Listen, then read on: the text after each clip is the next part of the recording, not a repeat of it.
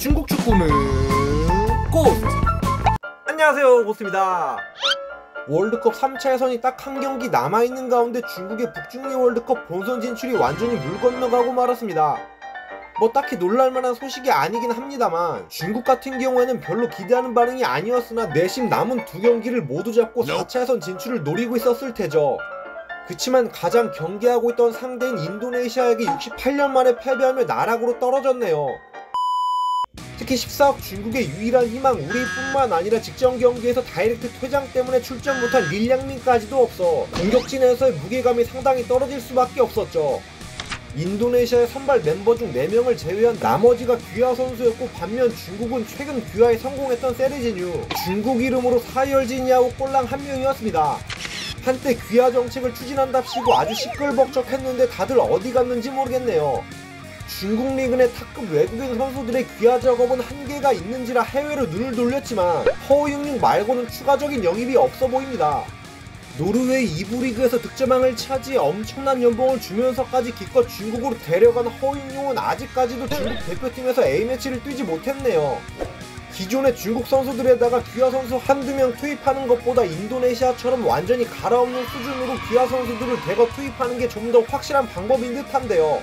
아무튼 이방코비치 감독도 날아가 버리고 또다시 처음부터 시작해야 하는 중국 국대입니다.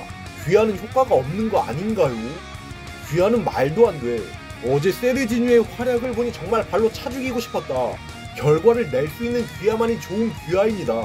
귀화는 어느 정도 퀄리티 변화를 가져올 수 있다. 인도네시아는 유용한 것을 취한다라는 게 뭔지 완벽하게 보여준다. 중국 축협의 귀화 정책에 대한 여론이 좋을래야 좋을 수가 없는 상황에서 중국 축구 팬들의 반응도 상당히 부정적인데요.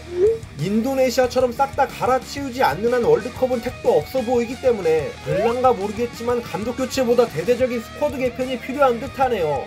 한편 인도네시아 같은 경우에는 클라이베르트 감독으로 바꾸었음에도 불구하고 우여곡절 끝에 4차 예선 진출에 성공할 수 있었습니다.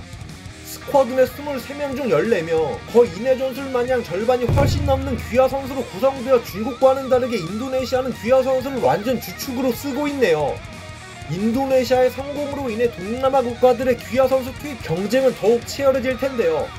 그 와중에 중국은 아직도 갈피를 못 잡고 있어 월드컵 참가국이 64개국으로 늘어나더라도 월드컵 본선 진출은 상당히 어렵지 않을까 싶네요. 아무튼 3차 예선 마지막 경기에서 바레인이라도 잡아 족골치 탈출을 통해 마지막 남은 자존심이라도 지켜야 하는 중국입니다. 과연 동남아의 월드컵 진출이 빠를지 아니면 중국의 월드컵 진출이 빠를지 굉장히 궁금하네요. 자, 지금까지 귀화 이내 전술에 완전히 밀려버린 중국 축구에 대해 한번 말해봤습니다. 재밌게 보셨다면 좋아요 부탁드립니다. 감사합니다.